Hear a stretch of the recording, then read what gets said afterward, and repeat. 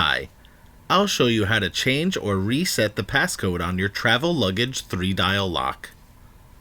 Make sure that your entry code in there already. My old code is 444. I already have it ready to open the lock. Let's open it up by pulling up the shackle. Next, rotate the lock 90 degrees like this. Then push it back down. While pushing it down, rotate it another 90 degrees to the front of the lock where the code is.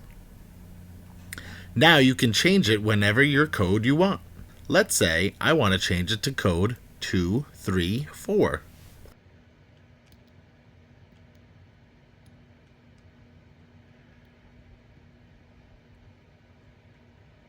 Next, move it back 90 degrees. Pull it back up, then rotate it back and push it down.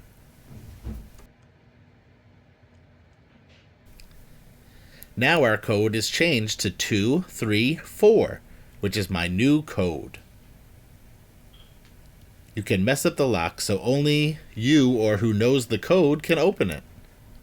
To open it, enter the code 234.